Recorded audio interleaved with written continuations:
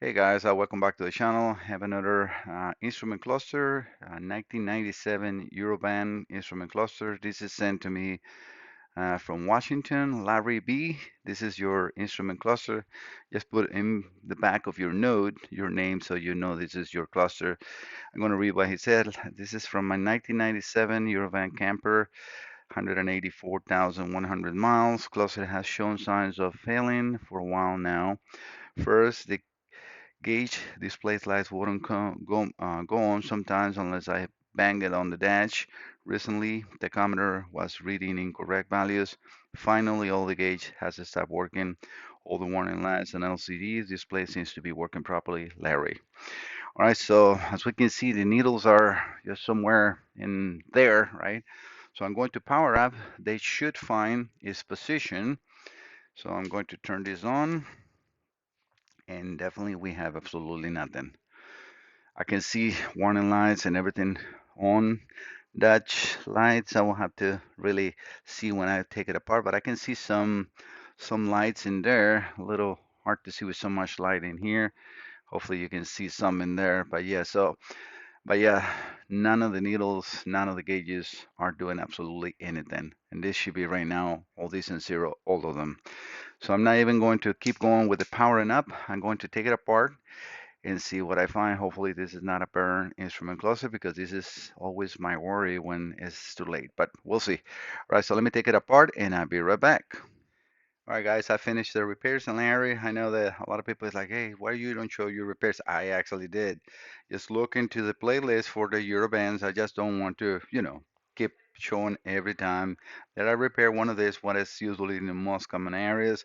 I can tell you, yes, I soldered the entire board on the back. It definitely needs that. As I was saying, resolder an entire board. You'll see around the connectors are, yes, always broken. Replace capacitors, voltage regulator. I resolder the EEPROM and the actuators for all the stepper motors and replace all the stepper motors, all the bulbs, check all LEDs, make sure everything is nice and, new. Because my goal for this one is that they last for a very long time, probably the life of the car. All right, so okay, so everything is completed. Larry, this is your instrument cluster. I got everything connected as I showed before. All right, so let's power up. All right, let me first put the needles not in the resting mode, like almost like where they were before, right? So as soon as I powered up, the first thing that we notice is how the needles went to zero. That is, they're working out perfect. As you can see, Larry, all your lights are on, even blinkers and high beam. That's just a test. Um, all right, so let's put the RPM. I'm going to put it to 1000 RPMs, and that is exactly, I'm supplying 50 Hertz. This is the information that I use. As you see right there, 50 Hertz is 1000 RPM. This is for my calibrations. And then 14 Hertz on the speed should be around 10 miles an hour. I got that in here. So let's put that, and we have exactly 10 miles. As far as temperature and um,